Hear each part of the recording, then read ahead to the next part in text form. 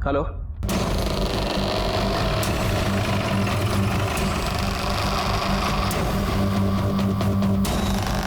हटिए आप।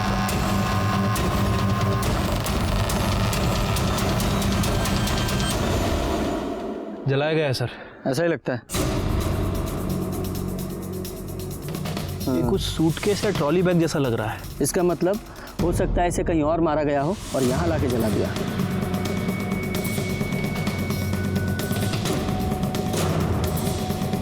ब्रेसलेट। हाँ, डिजाइन देख के ऐसा लग रहा है जैसे औरतें या लड़कियां पहनती हैं, है ना? हाँ सर। हो सकता है किसी औरत या लड़की की लाश है। लेकिन सर पता कैसे करें कि किसकी बॉडी है? यादव जी, यही पुलिस का काम है, यही तो पता लगाना है। देखो कुछ और मिलता है क्या? हाँ,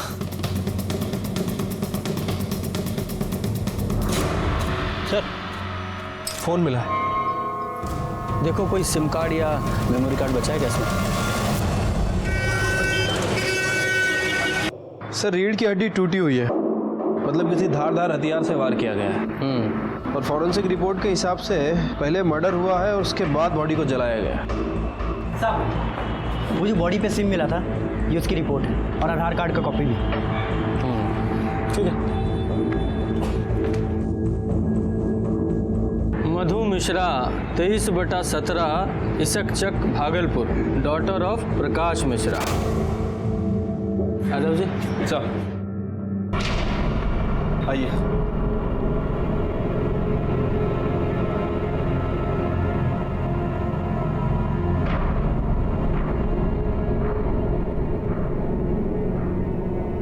एक मिनट रुकिए। देखिए सिर्फ कंकाल ही बचा है और बॉडी का पहचान सिम कार्ड से हुआ है। इसे पहचानते हैं आप दोनों? ये हमें बॉडी के पास मिला है।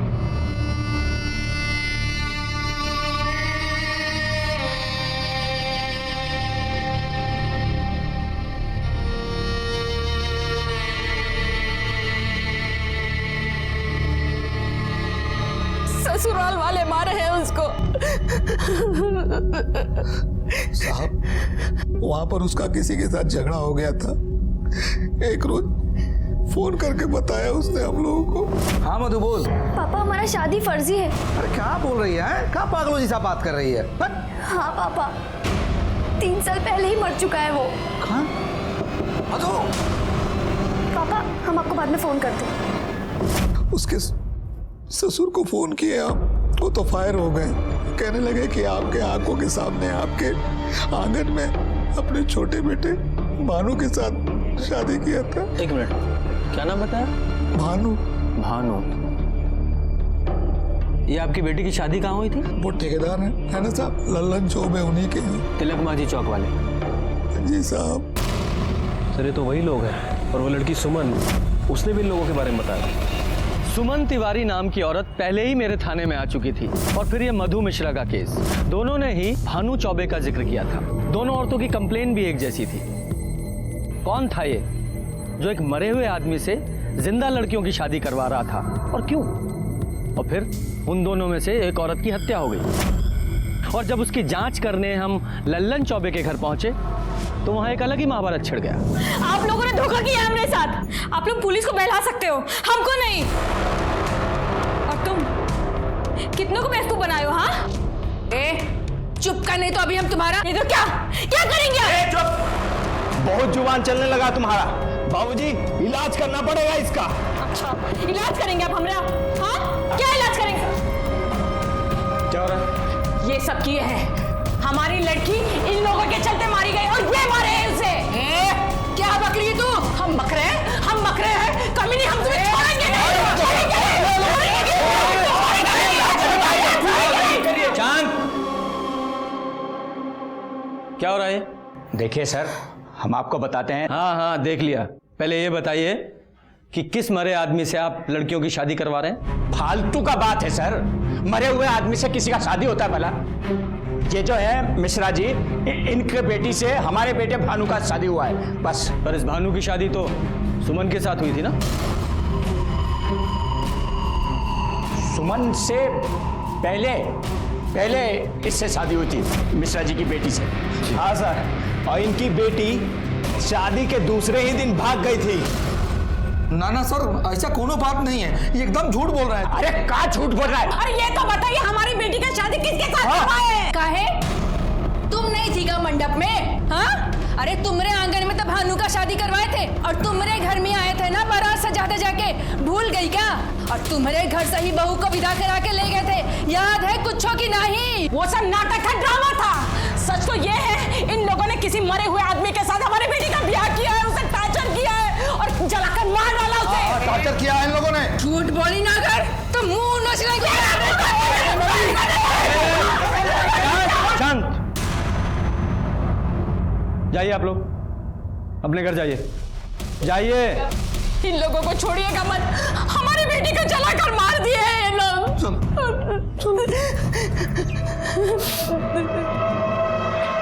यादव जी चलिए।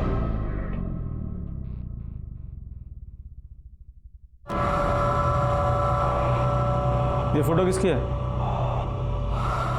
सर ये हमारे बड़के भैया थे, बद्री चौबे। 3 साल हुआ डेथ कर गए।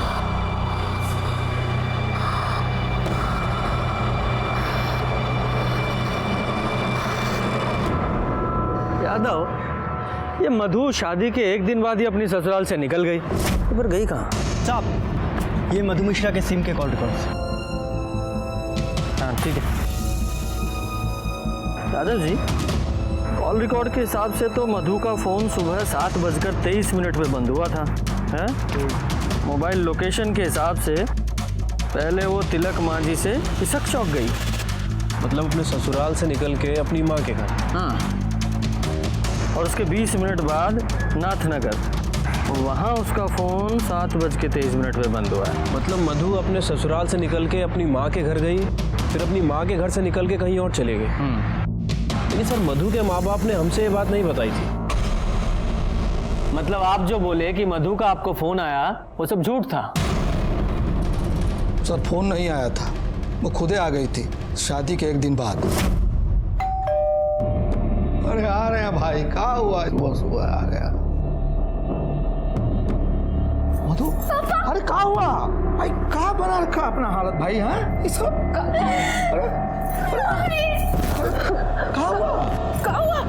अभी तो तेरा ब्याह हुआ और इतनी सुबह तू यहाँ क्या कर रही है और रो कर रही है? कहा बात है? ये सब कहा है? हाँ पापा, हमारी शादी फर्जी है।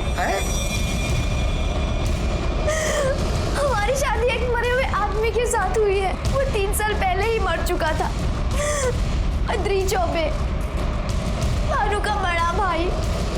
ये क्या बोल रही है तू?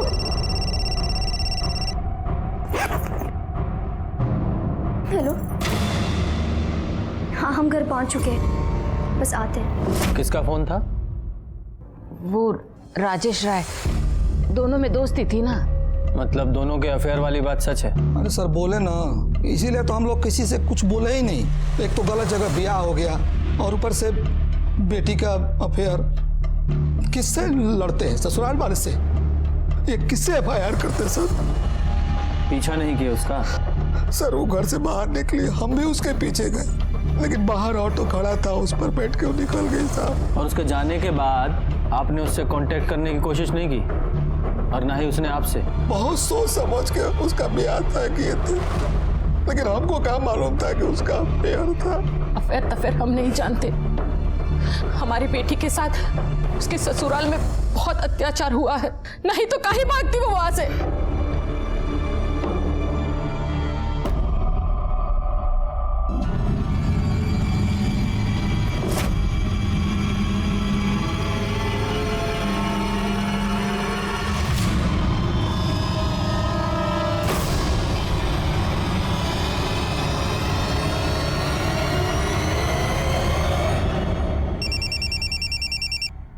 हेलो हेलो सर, मैं सिंटू बोल रहा हूँ। राजेश राय का पता चल चुका है। देखो खबर है कि बॉडी मिल गया है। भाग लो बेटा। और हाँ सुनो, पुलिस ने पकड़ा तो हमारा नाम मत लेना। अरे ऐसा कुछ नहीं होगा, तुम फोन रखो अभी। ये राजेश राय कहाँ रहता है? वो है ये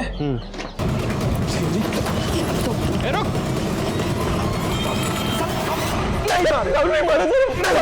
साहब हम नहीं मारे साहब, साहब मधु को नहीं मारा साहब, साहब हम नहीं मारे साहब, हम नहीं मारे साहब मधु को। शादी के एक दिन बाद ही वो भाग के तुम्हारे पास चली आई थी, उसके बाद से वो गायब। सब आई थी साहब, और सब हम मारे नहीं उसको साहब, सब 3 साल से लव करते थे साहब उसको, जबरदस्ती शादी फिक्स कर दिया साहब उसका, वो तो सुसाइड तक का सोच रही थी साहब, तो हम बोले कि मिलो हमसे, फिर शादी के 1 रोज पहले हमसे आके मिली। राजेश, राजेश प्लीज कुछ करो, हम नहीं रह सकते तुम्हारे बिना। घबरा काहे रही हो? देखो हमारे पास एक ऑप्शन है। हाँ? क्या? हम यहाँ से कलकत्ता निकल चलते हैं। कब? तुम हमको 1 दिन का टाइम दो, ठीक है? तो टिकट निकालना पड़ेगा और कुछ पैसे का भी जुगाड़ करना पड़ेगा ना। लेकिन कैसे हो सकता है? 8 बजे शादी है ना, हम 7 बजे तुम्हारे घर के पीछे वाली रोड पे तुम्हारा वेट करेंगे, तुम निकल आना, फिर वहाँ से स्टेशन और स्टेशन से कलकत्ता।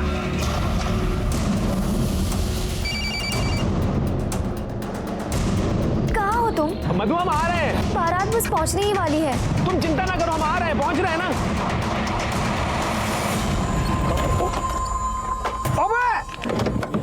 भैया गलती हो गया, देखिए। कहाँ है?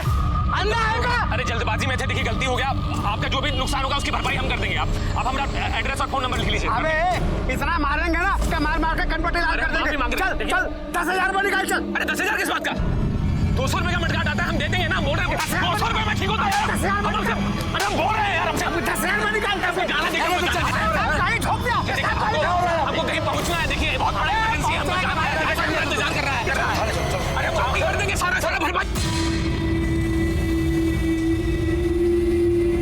अरे मेकअप हुआ कि नहीं? बहुत ही प्यारी लग रही है, नजर ना लगे।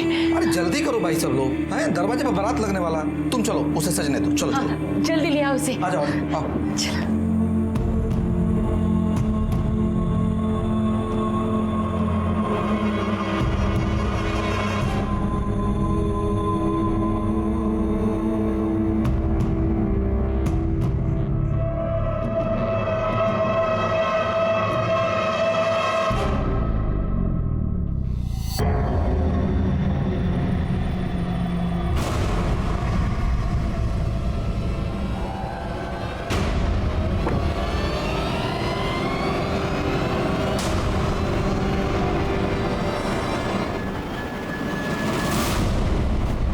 हमसे गलती हो गया, देखो मत।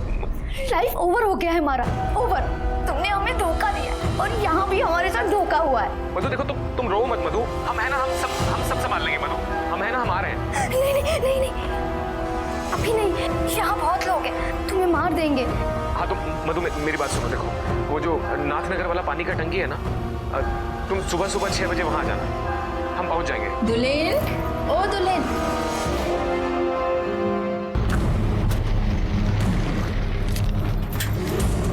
कहाँ रखे थे? रो मत। तुम आए क्यों नहीं? देखो यकीन करो, हमारा एक्सीडेंट हो गया था। हमारा शादी फर्जी हुआ है। फर्जी मतलब? जिससे हमारा शादी हुआ है वो पहले से ही मरा हुआ है। मतलब शादी हुआ ही नहीं तुम्हारा? पर राजेश, रात में कुछ हुआ हमारे साथ। कोई था कमरे में हमारे बेड पे, हम बेहोश थे, पर सच में हमारे साथ कुछ हुआ।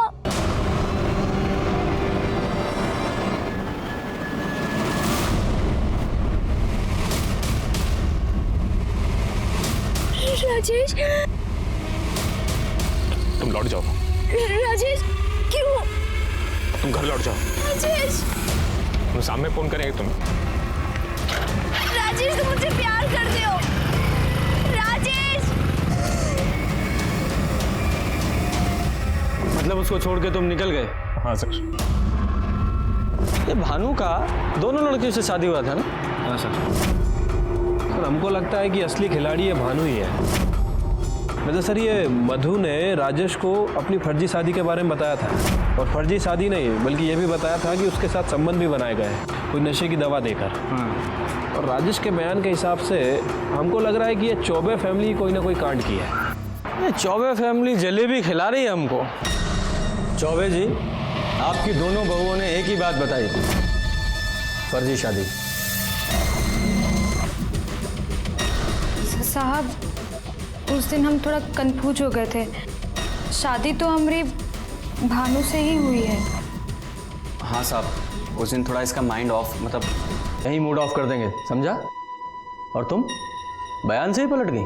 हाँ सर, जो बोल रही है सच ही बोल रही है। इसके साथ आप जोर जबरदस्ती नहीं कर सकते। कानून नाम का भी कोई चीज होता है। ए, आवाज नीचे। पुलिस को कानून बताओगे? जादव जी,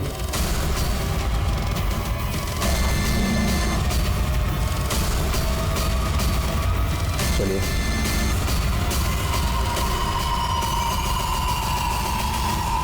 यादव जी, इस भानु के ना कॉल रिकॉर्ड्स निकलवाइए।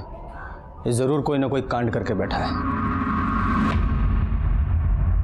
अच्छी खासी पोस्ट ऑफिस की नौकरी थी, उसका इंटरव्यू देने नहीं गए तुम? कौन सा भूत सवार हुआ है तुम पे ये बिजनेस करने का?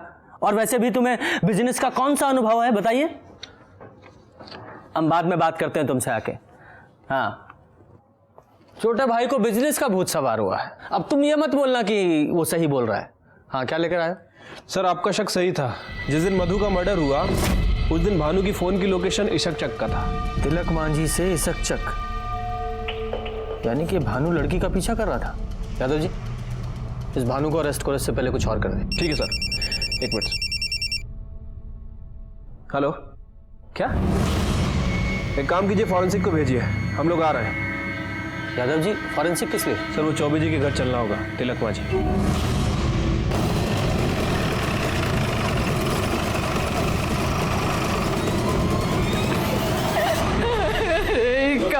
पीछे चलो, पीछे। कौन मार के चला गया मेरी बहू को? अरे काहे रो रही हो तुम? चुप रहो।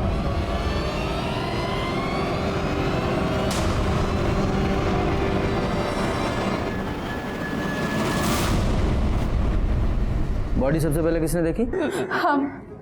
हमने देखा था। वो यहाँ कोयला लेने आए थे तो दिखे। अरे साहब, घर में थी सुबह, एकदम अच्छी खासी थी। पता नहीं यहाँ कहाँ करने आई और कौन मार गया।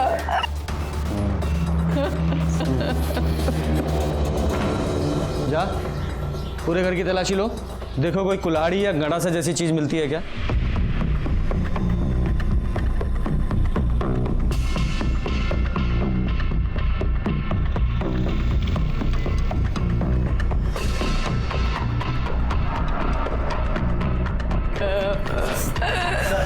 ये मिला है। कहाँ मिला ये? सर, पीछे छज्जे पे रखा हुआ था। हाँ, क्या है ये? हम नहीं जानते साहब, हमने किसी को नहीं मारा। और तुम्हारा वो दूसरा बेटा भानु कहाँ है वो?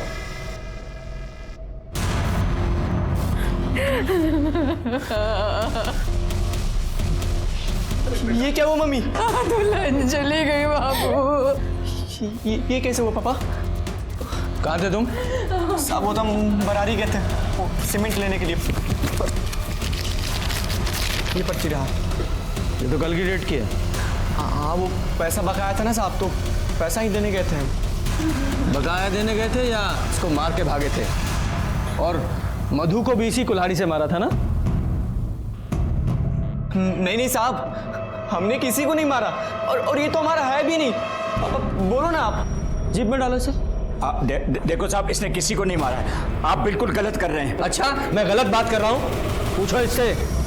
19 जून को जिस दिन मधु का मर्डर हुआ, उसके पीछे गया था कि नहीं गया था? पापा, हमने कुछ लेके जाओ इसे। देखिए साहब, इसे छोड़ दीजिए। अरे इसने कुछ नहीं किया। शांत। ये कुल्हाड़ी लीजिए, इस पे फिंगरप्रिंट्स होंगे। उन फिंगरप्रिंट्स की रिपोर्ट मुझे जल्दी से देनी चाहिए। साहब, हम बताते हैं। शादी के एक दिन बाद हमारे भोरे भोरे आंख खुल गया साहब।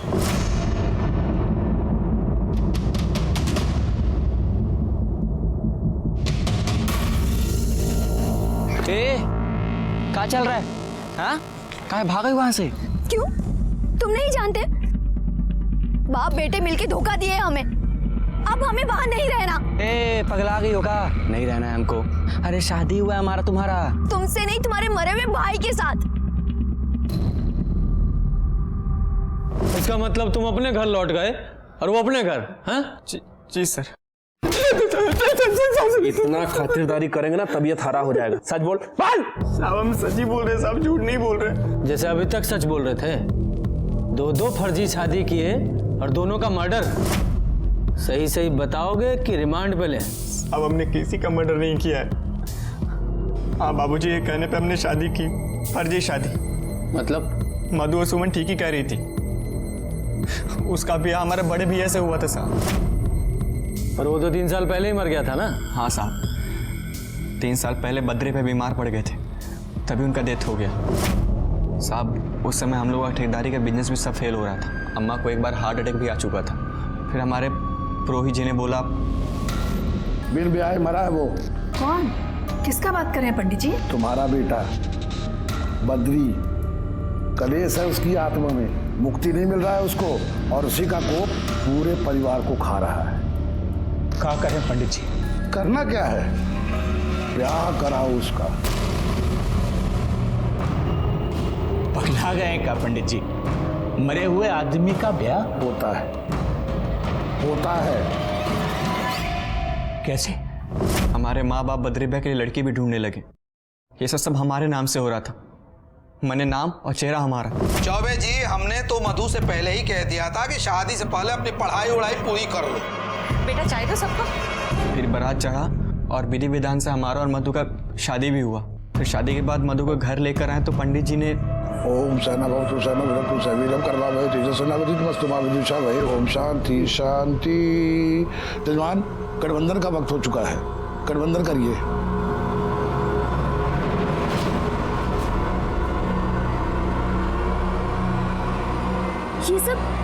ये सब क्या हो रहा है? ये कुछ नहीं बेटा, ये हमारे घर की रस्म है।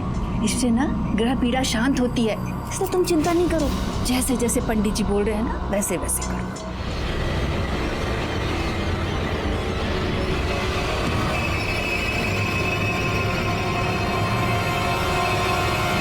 फिर एक दिन बाद मधु घर से भाग गई। मधु के जाने के बाद पंडित जी के बोलने पर हम लोगों ने फिर से दूसरी लड़की देखनी शुरू कर दी, और इस बार हम लोग एक गरीब घर की लड़की फाइनल की सर।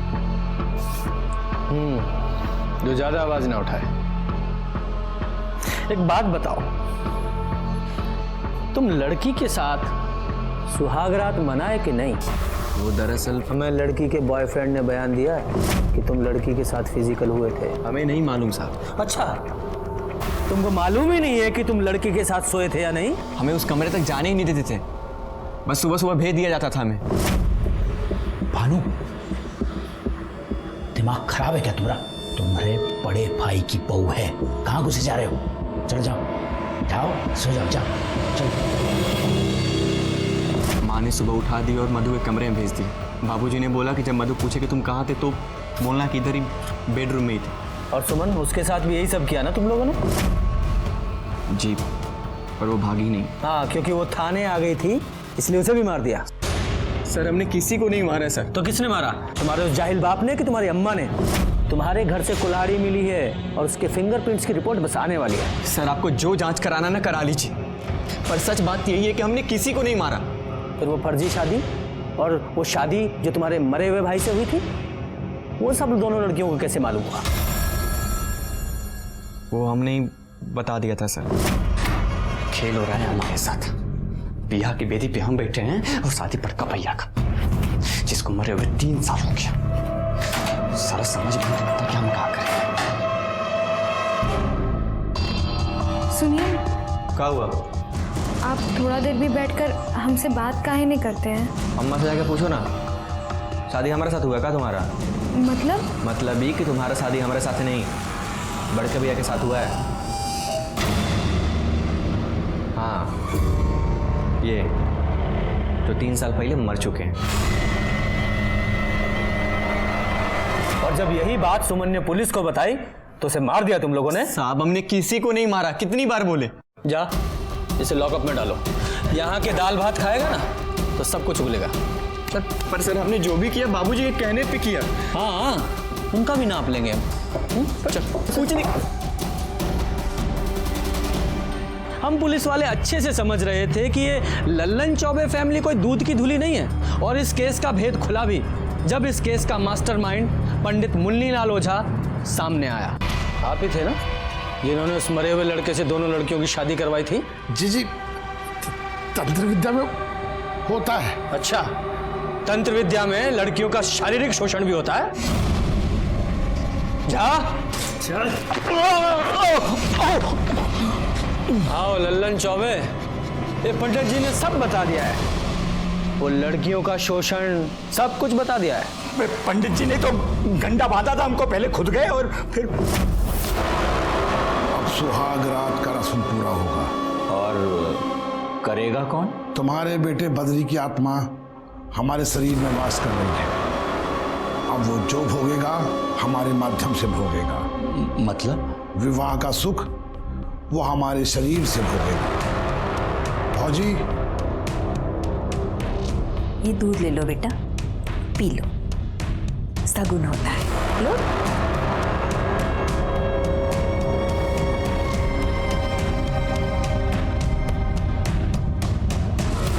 बस नहीं, पूरा पी लो बेटा, सगुन होता है ना, पूरा पी लो।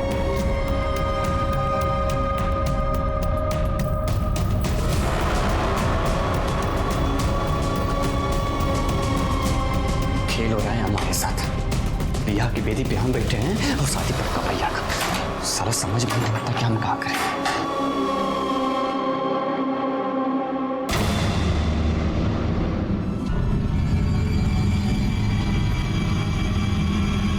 अब आप लोग बाहर जाइए।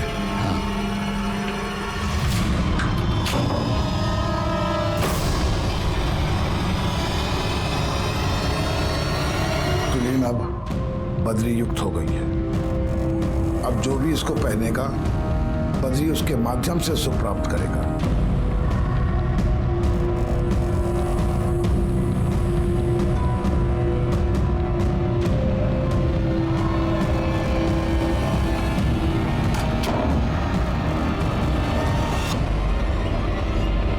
तो और किस किस को गंडा बांधा था?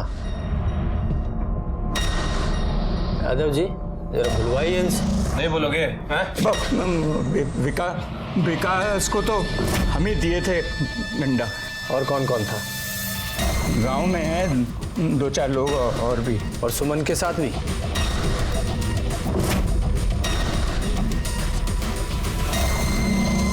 आज रात के बाद ये गंडा मैं तुमको दे दूंगा।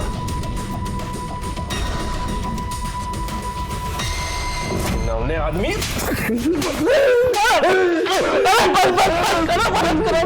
हत्या भी कबूल कर लीजिए पंडित जी, वरना बहुत पिटाई करेंगे। कोई हत्या नहीं करी हमने, कदम ने कोई हत्या नहीं करी हमने। चौबे तुमने? नहीं साहब, हत्या बिल्कुल नहीं। हत्या नहीं कि हम मरे हुए बच्चे की सौगंध खा रहे। जो कुछ किया था सब बक दिया ना आपके सामने, पर हत्या हमने नहीं की साहब, बिल्कुल नहीं की। यादव जी इन्हें यहीं सड़ाओ, बलात्कार और जालसाजी का केस लगाओ। सर बैठो यहाँ पे।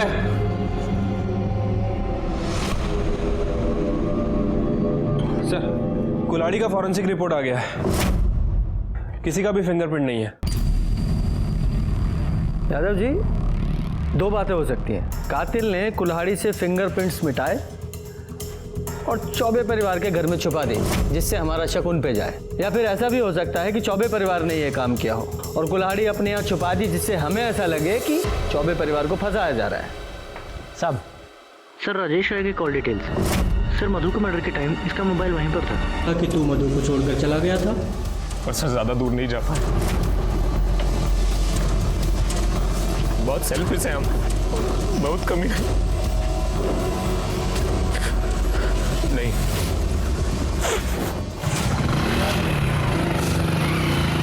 कितनी देर बाद वापस आए? सब 5 मिनट में आया तो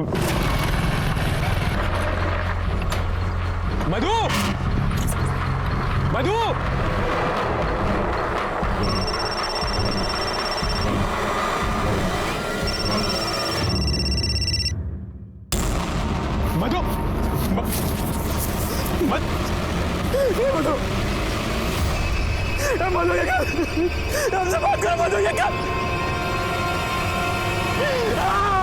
सर ये सब हमारे चलते हुआ साहब। अगर मैं उसको छोड़ के नहीं जाता तो सर शायद जिंदा होती वो आज। उसके बाद क्या हुआ? देख, अभी तू बरी नहीं हुआ है, अभी मौका है, सब बता दे वरना लंबा फंसेगा। साहब हम बहुत डर गए थे साहब, तो सर हम अपने दोस्तों को फोन किए। कौन दोस्त? सुनील और भगत यादव। सुनील और भगत जहाँ? सब उन दोनों को हमारे अफेयर के बारे में मालूम था, इसलिए फोन किया सब। ये क्या हो गया बे? अभी ये हुआ कैसे? हम कुछ नहीं किए, हम तो उससे मिलने आए थे। तूने किया नहीं है ना, फिर भी तू फंस जाएगा। हाँ कैसे? अब देख, तूने कोलकाता का टिकट लिया था ना, फोन भी तेरा इधर ही है। तो सीरियल नहीं देखता है क्या? अरे पुलिस लोग ट्रेस कर लेते हैं, समझा? सीधा पकड़ के लेके चले जाएंगे। पर हम कुछ नहीं किए। कुछ तो करना पड़ेगा। एक काम कर सकते हैं, सबूत मिटाओ। कैसे? मेरे पास एक तरकीब है।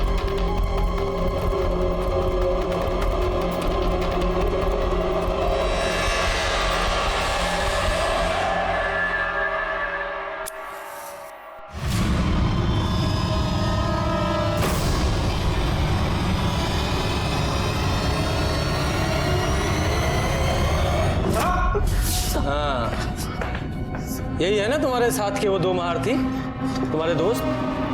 सर हम तो बस दोस्त की मदद करने की नीयत से सब किया साहब। और कौन कौन था तुम्हारे साथ? कोई नहीं सर, सूटकेस हम अपने घर से लाए सर, और पेट्रोल दोस्त से मंगवाया था सर।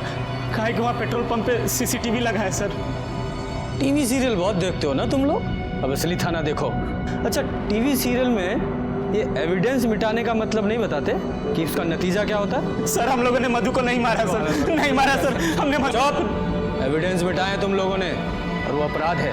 क्या प्रूफ है तुम लोगों के पास कि तुम लोगों ने मर्डर नहीं किया? ये तो साबित होना बाकी है। सर इन तीनों की बातों से तो बिल्कुल पता नहीं चला है कि आखिर मधु का मर्डर किसने किया। अरे हमको तो इन तीनों के बयान पे ही विश्वास नहीं है। अरे 5 मिनट के अंदर कैसे कोई किसी को मार के जा सकता है? बहुत मुश्किल है सर। साहब, ये सुमन का पोस्टमार्टम रिपोर्ट। हाँ ठीक है। स्पाइनल कॉर्ड टूटा हुआ है, गहरा जख्म है।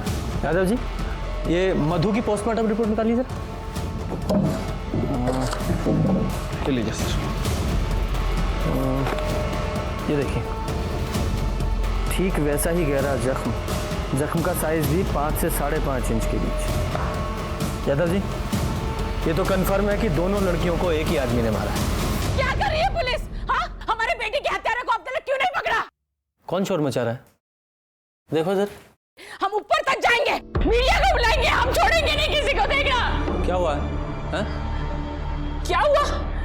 क्या हुआ हमारे बेटे के केस का? हाँ, कहाँ है हत्यारे लोग? फांसी पे चढ़ा दीजिए उन चौबे और उसके परिवार वालों को। हत्यारे कहीं के पापी लोग हैं उन लोग। छोड़ना नहीं किसी को, हम कह रहे हैं आपको। अरे तुम यहाँ क्या कर रहे हो? अरे पुलिस अपना काम करे। चलो घर चलते हैं। माफ कीजिएगा साहब, क्या है ना कि बेटी के कारण थोड़ा सा परेशान है। चलो पुलिस अपना काम करेगी। हमारे बेटे के हत्यारे को छोड़ना नहीं। हाँ, पता चल रहा है। हम किसी को नहीं छोड़ेंगे हमारे बेटे के हत्यारे को।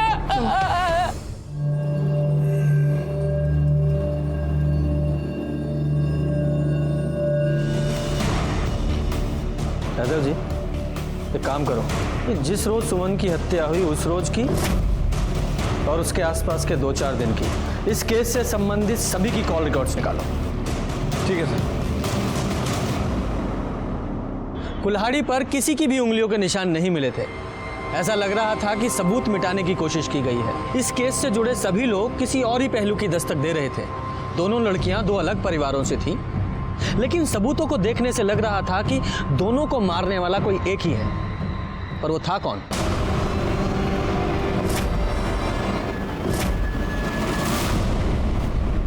साहब, आप लोगों से कितनी बार कहा है, ये ग्लास हमेशा पानी से भरा होना चाहिए।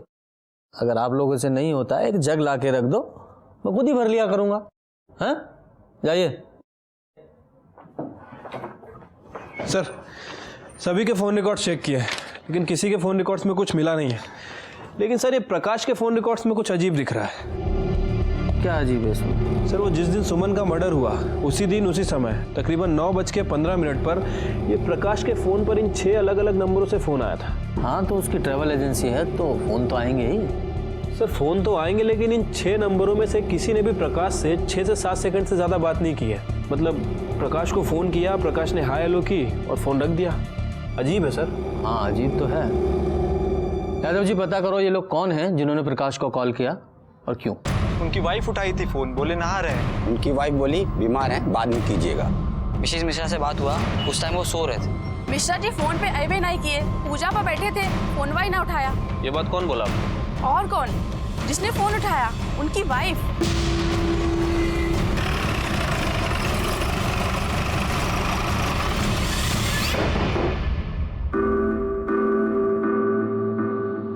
मिश्रा जी कहाँ हैं? बुलाइए जरा। क्या बात है, वो मार्केट गए हैं। अच्छा जैसे 14 अगस्त को गए थे? मतलब मैं समझी नहीं। यादव जी ये देखिए, ये आपके पति के कॉल रिकॉर्ड्स की डिटेल है। 14 अगस्त को सुबह 9:15 बजे के आसपास आपके पति के मोबाइल पर 6 अलग अलग लोगों के कॉल आए थे जो आपने उठाए थे। एक बार वो बीमार थे, दूसरी बार स्नान करने गए थे, फिर वो पूजा कर रहे थे और भी कई चीजें। कैसे कर लेते हैं आपके पति इतना सब कुछ एक साथ? बोलिए। वो हम कह दिए ना, हमें याद नहीं है। अच्छा तो आपको याद नहीं है तो थाना ले चलते हैं आपको, तब याद आ जाएगा। संगीता बैठाओ ना जीप में, चलिए आइए। नहीं छोड़िए। अरे चलिए। हमने कुछ नहीं किया। हम क्या हम बताते हैं। हम बोले थे इनको ये सब मत करो। अरे कहाँ जा रही हो? से मिलने जा रहे हैं हम। रुक। मतलब ये हुआ कि अभी ससुराल से भाग के आई है, अब फिर दोबारा मुंह में करिखा पोतने के लिए बाहर जा रही हैं? हमने अपना मुंह काला नहीं किया, आप लोगों ने हमारा मुंह काला किया। आप लोगों की इज्जत बचाने के लिए हमने अपनी खुशी की बलि चढ़ा दी। लेकिन अब बस, अब ना हम किसी के बारे में नहीं सोचेंगे, अब हम अपने बारे में सोचेंगे। मधु, मधु, आप रहने दीजिए, हम बात करते हैं उससे। मधु। अरे चुप रहो तुम, सर पे चढ़ा के रखा है इसको, हैं? पूरे गांव में इज्जत चली जाएगी हमारी। चुप रहो तुम। मधु, दरवाजा खोल मधु। अरे मधु, मेरी बात मत सुन। अरे मेरी बात तो सुन। अरे हमें नहीं रहना हमें। मधु बेटा सुना तो मेरी बात। मधु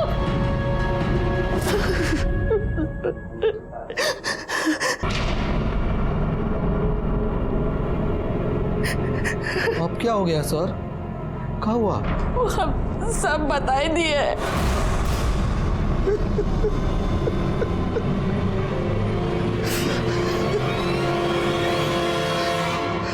सर हम उस दिन मधु के पीछे गए थे और राजेश, तुम लौट जाओ। राजेश,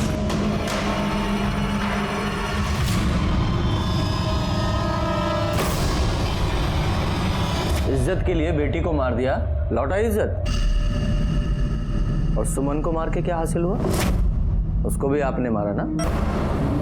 हम जानते थे सर कि एक दिन मधु का लाश पुलिस को मिलेगा और पुलिस का पूरा शक जो है ललन और उसकी फैमिली पर जाएगा। और उस शक को पक्का करने के लिए सुमन को मार दिया। जी सर, सुमन ने हमारा कुछ नहीं बिगाड़ा था सर, लेकिन उन लोगों ने उसकी भी लाइफ बर्बाद कर दी थी।